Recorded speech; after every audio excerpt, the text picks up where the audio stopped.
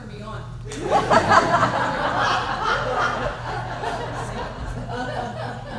You've done the gift before, haven't you? Or was that you've done it before?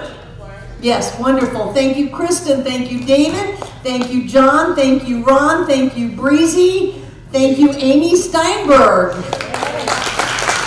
Thank you, Dee.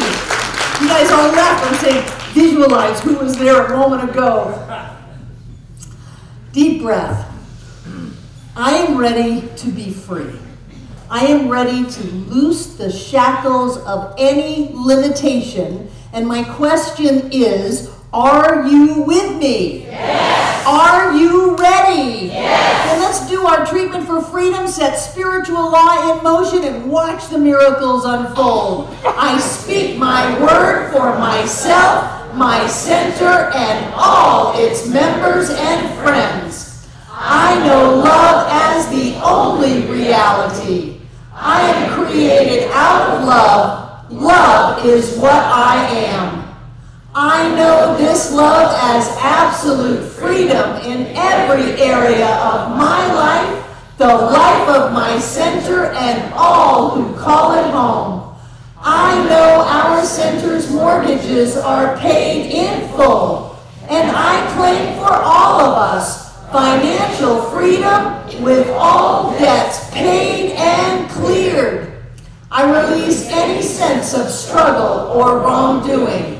I live in an abundant universe where there is more than enough for all. We experience freedom in every moment by always having more than enough money, vibrant health, and loving relationships. We are who we have come here to be. With hearts open wide, we see the world through the eyes of love. We are blessed. We are rich, and we are free, and so it is. And we use our points of power. I always pay attention. I always tell the truth and tell it quickly. I always ask for what I want when I want it. I always take total responsibility for my experience. I always keep my agreements, and so it is. Thank you. Kristen, I think the monitors are still on. John's home. Yay! It's been 3 weeks. But I'm home now.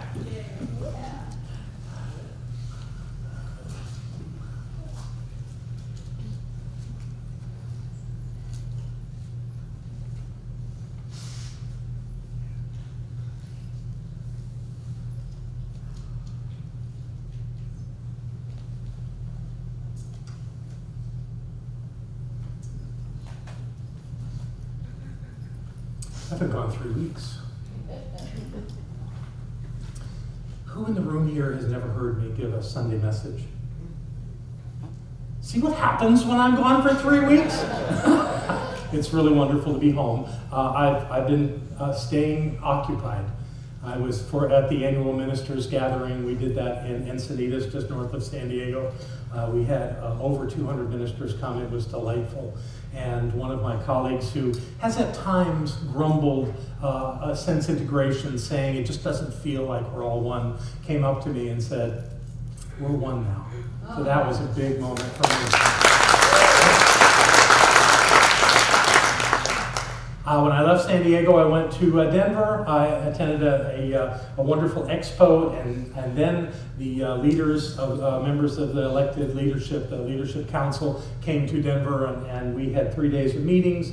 And following that, we had a practitioner gathering, the first annual practitioner gathering, which our own Charlie Shepard helped put together. And we're very excited about that. He and Chuck Hunter are still out in Denver there at Mile High Church in Lakewood this morning, having a wonderful time and send their love.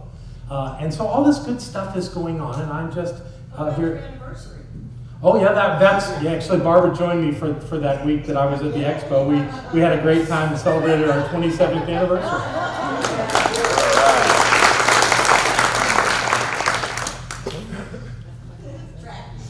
You did, it was great. It was great. So there was lots going on. During the Leadership Council meeting, though, I had something that really influenced me in a big way, and that kind of is what I want to bring to you today. So the reason for the incense and is that we're going to do some prayer work today. And I want to kind of set that up for you. First of all, by explaining that I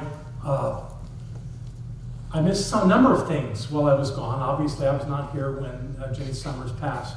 But her partner, Ann, so graciously extended the time for her memorial service, so I'd be home for that, and I'm really grateful for that. I was not here for the Peace Pole experience. I saw the pictures on Facebook, but frankly, Facebook is just not the same as being there live. And it happens that there's a peace pole at the home office of Centers for Spiritual Living in Golden, Colorado. And in the conference room where the leadership was meeting, my seat was such that I just looked out the window and saw the peace pole. It was lovely, but it made me want to see ours and be a part of that. When the practitioners were coming, one of them brought a gift. They brought a gift of some prepared streams of peace cranes. Are you familiar with what that is? Yeah. Let me show you just in case you're not. That's a peace crane. And what they did was they brought strands of them that we hung up around the building so that as the practitioners got their tour, there were about 140 practitioners there from around the country. And as they got their tour, these were hanging and to welcome them. And the story we heard with the presenting of these was that when the tsunami hit Japan and had that impact on that nuclear plant, that an organization was formed to invite people to make these origami peace cranes. And the tradition in Japan is that if you have something you're struggling with in your life and you fold 1,000 of these peace cranes, that it will resolve and bring peace back to your life. It's a lovely tradition. And I enjoyed seeing them and being a part of that experience. And I'm sure that if I had asked, Nina would be glad to come and teach us how to make peace cranes. However, I've chosen to do a different kind of experience with you this morning. Are you familiar with prayer ties? Yes. Has anyone who here has made prayer ties in their lives? Good, that's going to make this easier for you because we're going to make prayer ties today. But I want to kind of talk about that before we begin that. Those of you that are going to pass out the prayer tie material can go ahead and go to the back of the room and get ready for that. There we go. So, I want to talk about this idea of praying peace. Many people say that we should pray for peace. I don't agree. There's a distinction between praying for something and praying something. When you pray for something, you're implying that you don't have it. You're implying that it has to come to you, that you're calling it forth to come. But the truth is that as we learn from the principles of science of mind, is that peace is who we are. It's our natural state. That we don't have to get it. Although we forget. And we get anxious. We get confused. We get upset. We do things that are not peaceful. And in those moments, it's not that we are not peace. We are just not expressing that to its fullest experience. The best story I ever heard relates to this comes from Greg Braden, thank you, this wonderful teacher that lives up in Taos, New Mexico. And there was an occasion where he was invited by a young native man that lived in that area to go with him to a place. And what they were going to do was pray rain. They were in the middle of a major drought up in the mountains of New Mexico. And rain was very important, and it had not been there for many months. So they went, got in a car and went driving up to some very remote place, and they stepped into what is known as a medicine wheel, which is a circle of stones that is prepared for ritual. And the man took his shoes off, and he walked into the center of the medicine wheel. And he closed his eyes, and he stood there. I don't know how long, but he stood there for a while. And then he stepped out of the medicine wheel, And he looked at Greg and said, I'm hungry. Let's go eat. Greg said, wait a minute. I thought you were going to pray for rain. He said, I never said I was going to pray for rain. I said I was going to pray rain. He said, well, what did you do? He said, well, I went into the center of this circle that has been designated as a place where one can connect with the infinite. It is just the idea of that, but it's a place that we come to do that. And what I did was I experienced rain, as though it was pouring right where I am, as though I was being soaked in that water falling from the sky, that my bare feet were being filled around them with muddy soil, and that there was water and rain everywhere. And I was filled with that knowing, and to the depths of my being, I experienced rain. He said, that's what I did. Now can we go eat? And they did. Later that night it rained. And what was interesting about the rain is that there were a series of rain, a kind of a front that was coming through north of New Mexico. And somehow on the weather map it showed that those clouds that were moving in that natural west to east form went south and rained on that place. Don't think you don't have a power in you to do anything. So if that story is true, and I absolutely believe, Greg, that happened just that way, that demonstrates that you can create rain. Now, are you creating it, or are you simply knowing it? I think you're knowing it. I think it's a realization more than it is an act. The same way you can pray peace. But there's this thing about native teachings that is really powerful for me. I learned it in the Sweat Lodge. And the Sweat Lodge is this little dome made of bent branches from trees tied together with coverings over it. I think the original was they used animal hides, but now we do it with blankets, and we just really seal that thing up. We create a fire outside of the door of this and bring these incredibly hot stones, glowing red stones, into the center and pour water on them, which makes it incredibly hot. And what do you do when you're making it incredibly hot? It's time to pray. Now, why would they do that? Well, they do it because they want you to really give your all to the prayer, even though this is very uncomfortable. They want the experience to be challenging so that you'll give your all to it and make it as real as you can. That's the idea of a sweat lodge, is that you sweat. Oh boy, and you're putting your face down on the floor trying to get away from it, but it won't go away. And if you're going to do your prayers, you're going to do it in this heat. Well, I'm not doing that to you today. But we are going to do prayer ties. And so if you would, from the back of the room coming forward, the baskets are going to come to you, the same prosperity baskets that you're going to put your gifts in here in a little while. But right now, what you're going to do is you're going to take, if you want to do this exercise, do not take it if you don't want to do it. But if you would like to do this exercise, select one of the little baggies in the basket and pass it on, and hold on to a baggie. Okay, so that's what's working through the room right now. Let me tell you about prayer ties. The traditional way of doing prayer ties is to do a series of 7 for the 7 directions. And just so you understand, that would be the east, the south, the west, the north, the above, the below, and the within. Those are the 7 directions. And when I was preparing for my very first vision quest, which is where you go up on the mountain and sit anticipating what they call crying for a vision for 4 days and 4 nights with no food and no water, in preparation for that, I did prayer ties. Every day I would do a series of these, 7 of them. With my prayers, I would do them every day. And it was an interesting task because I didn't really get it the first time I asked Rockinger, my teacher, to do a vision quest. So I went off to find the things that I was going to use to do that, and it took me several days, and in the midst of all that, it seems I lost everything.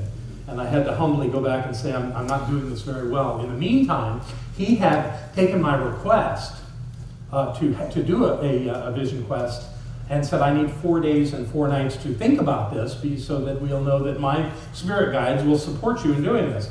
Okay, so he one day, as he was contemplating my whether or not I was to do a vision quest, stepped out onto his porch at the base of Mount Mitchell, and a wasp came and stung him on the shoulder. And he brushed it off, and it went around and stung him on the other shoulder. He said, this has something to do with John Waterhouse. Great. So my totem animal's a wasp.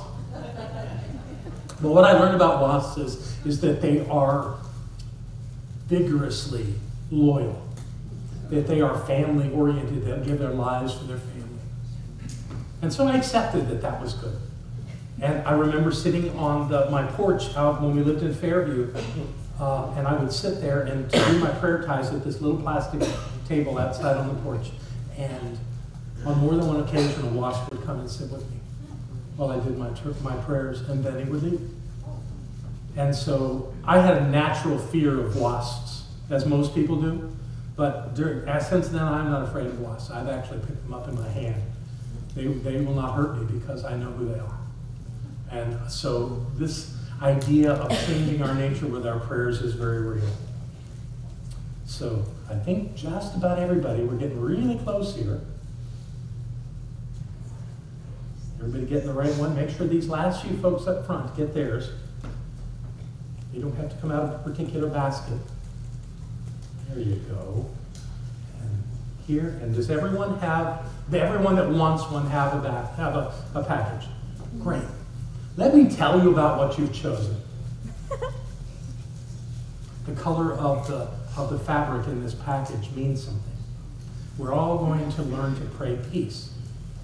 But we want to do it from a certain perspective. And the perspective has to do with that color that you've chosen. So, if you've chosen yellow, you've chosen the East. You've chosen that place of new beginnings. And perhaps in your life, the peace that you are becoming aware of from within you is creating a new beginning for you. That's that place of the rising sun. That's that place of the eagle, the one that can see so clearly, further than any other being, the one that flies the highest naturally. That's your place right now in the medicine wheel, is the East, because you have a yellow flag. If you happen to have a red flag, then you are standing in the South. You're standing in that place of the heart, that place of family, that place of abundance, that place of giving yourself fully. And the totem of the South is in my tradition, is the field mouse, the one that gives its life completely to so that others may be sustained. It's that place of pure love. So your work in peace is from the heart. If you happen to choose black, you chose well. It does not mean death. What it means is the West, and that is the place of the great bear. And that is the place of strength and endurance and perseverance. That is the place where you find what you need in the ability to move through whatever is before you. That is a powerful thing to work from, and you will find peace from strength. If you happen to choose white, you've chosen from the north, and you stand in the place of wisdom. You stand in that place of what they say is the white buffalo, the great one that brought the teachings to the people. That's a great place to be too. If you picked blue, you're standing in the above place, in the sky. And you have the elements of the sun and the moon and the stars supporting you right now. The sky's the limits to you. Whatever it is about that you would have chosen blue means that you're seeing peace in its fullness. If you chose green, then you're connected to the earth. Then the Earth Mother, and as the natives in the Latin American countries say, Pachamama. And you're connected to that land beneath your feet, that essence beneath your feet. That's a great place to be working peace. And if you chose purple, then you're calling on that within you to find that peace. You're calling on your ancestors, 7 generations that have come before you, to guide you in this, making you aware of this peace that is with you and in you and is you. And the actions you are learning will impact the 7 generations that will follow you. All of these are good places to pray peace. Here, going back to this idea of what the native people do. The native people make it hard so that you'll pay attention.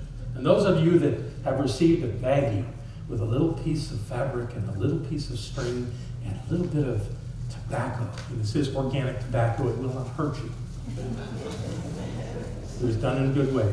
I'm going to demonstrate how this is done. And here's what's important. Even though many of you have never done this before, and you're going to be doing it like in your lap, in your hands, no table. First of all, we're going to ask for forgiveness from this one over here who's going to end up cleaning it up. But what we're going to do is I will demonstrate how this is done, at least how I do it, and we'll go from there. So I'm going to suggest when you do it, that you, not yet, don't do it with me. You're going to do it on your own because you're going to be in a prayerful state when you do this, okay?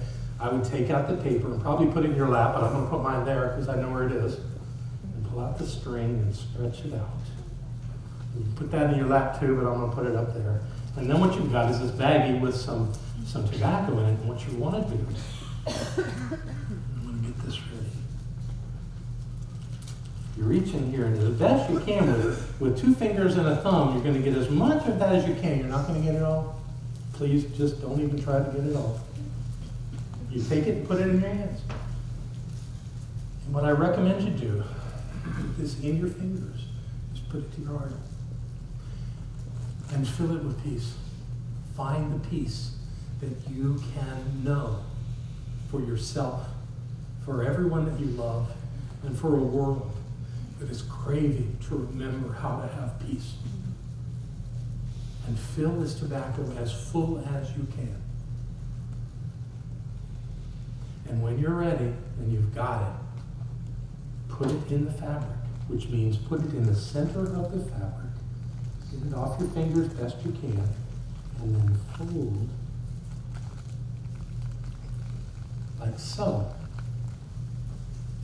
With a little ball, a pouch of tobacco, and the rest of the fabric, all the ends in between your fingers, and then take your little string, and this is important, from the middle of the string, tie it, or run it several times around the ball tightly. And when you're ready, tie it off. Now here's what's important. You must do this with peace. No frustration, no confusion, I don't have enough of the tobacco, or I spilled some of it, or any of the other things that might come to mind. You've got to let all of those things go. And run a double knot, just tie it off twice. Just like that. And that's what you want. And what will happen with this is it will be by some loving people probably in the room that I will recruit.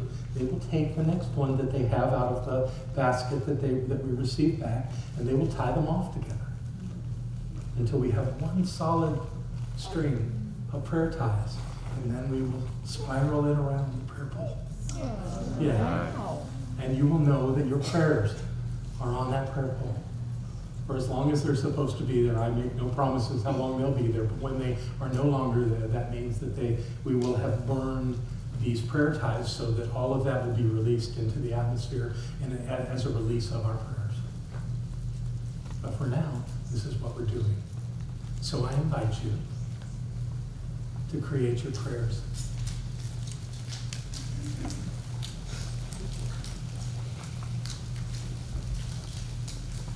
If you need help from someone close to you, don't be afraid to ask for help, but let them do theirs first.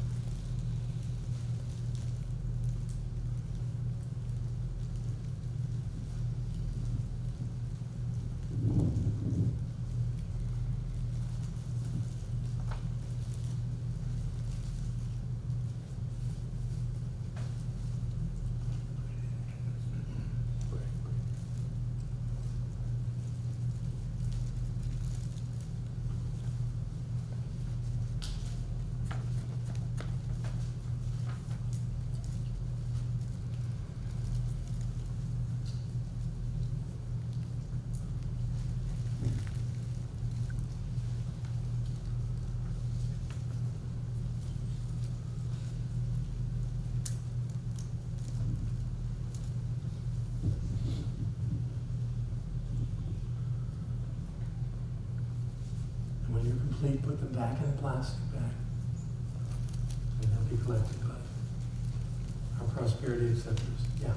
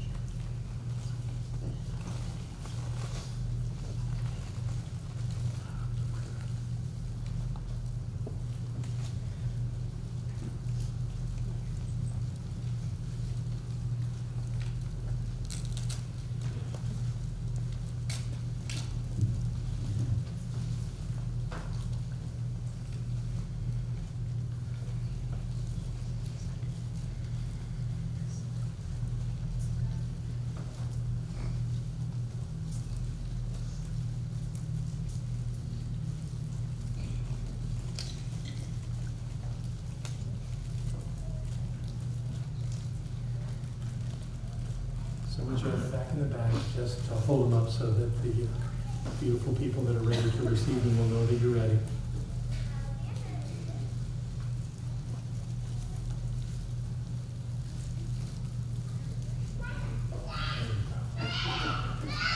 That's right. And once you've passed yours back, take a moment to feel the energy in this room. How beautiful this is. How wonderful this is. This is what we can do with life. I once was in a meeting of ministers that was rather contentious. And there was a practitioner there. And I watched her while people were grumbling and speaking in loud voices.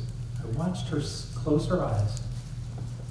And I'm sure she was praying peace, because it just passed over this room filled with people. Everybody calm down. We have an extraordinary ability to shift the energy around us, probably far beyond our physical bodies. And we're demonstrating that right now. So the prayers that you've done by holding this tobacco and putting it in this little piece of fabric and tying it off with that joyous, loving, peaceful energy that you've put out, everyone who comes into this center is going to pass by your prayers.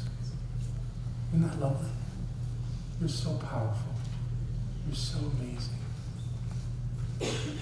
So as these get picked up, and there's lots of them here in the middle, folks, that we need to get into a basket in the middle. And yeah, here we go. Raise your hand if you've still got one. You got a bunch of people up here, April. How'd you end up with 2, April? There you go.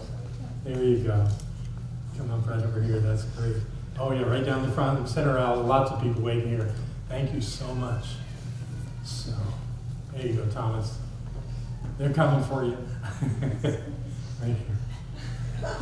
So I didn't tell you all this, but I would like you to bring those baskets back up to me.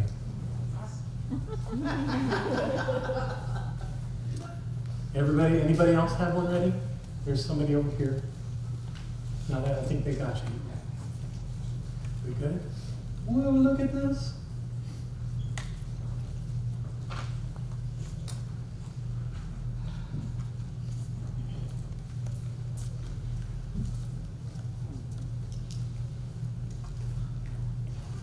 Oh, this is amazing. It's quite a bit heavier than it was earlier. It's filled with love, peace. Thank you for your prayers. They make such a difference in the world. Thank you for your love. You changed the world by knowing this, by being this. And I adore you for it. God bless. bless you. So it is. So it is.